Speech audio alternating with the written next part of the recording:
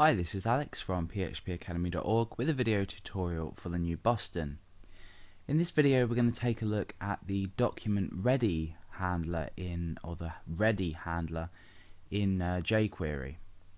Now you can see at the moment I have a basic page just set up, an HTML5 document with a title, a style sheet, and I also have included Jquery.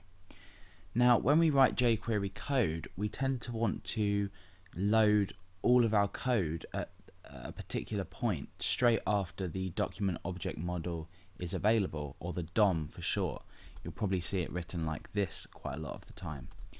And for this we use the ready event handler, and we bind this to the document, the overall document.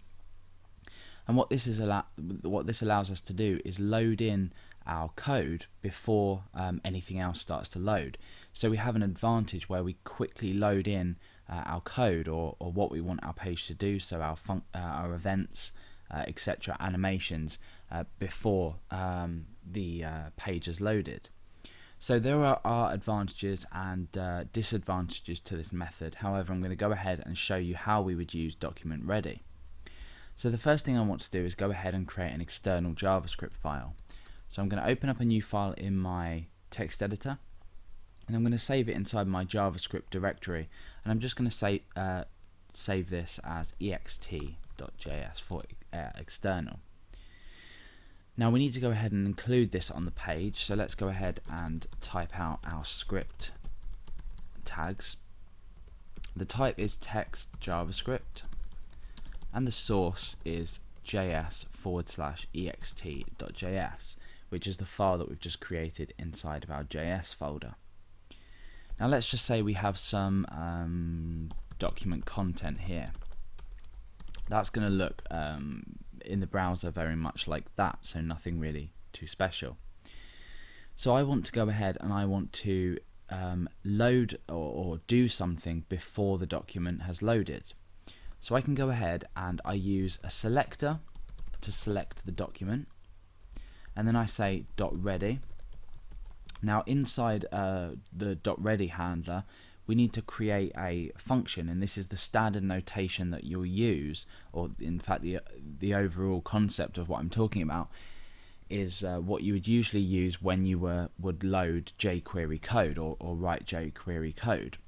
So inside here we outline a function, and then we give it some curly brackets, and what we want to do is just pull this down, and now inside of here this is where all of our Jquery code would go. So essentially as soon as the document is ready, i.e. straight after the DOM has been registered, we can go ahead and actually start to write something out. So in this case, just for this example, I'm going to go ahead and alert something out. So I'm going to alert out document is ready.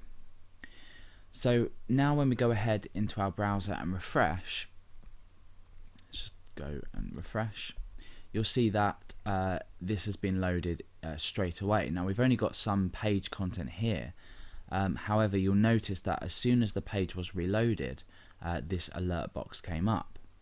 So if we were, for example, to go ahead and write some other code in here, we now know that as soon as the document is ready, we'd be able to actually go ahead and write our code inside of here.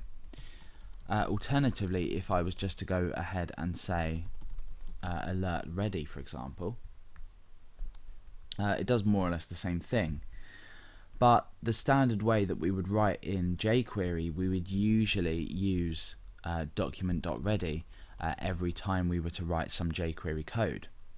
So it's probably best to get into the habit of, when you write any Jquery code and you include it, as we will be doing in this tutorial series, in an external file, go ahead and use document.ready just to allow the Jquery code that you've written to be run as quickly as possible.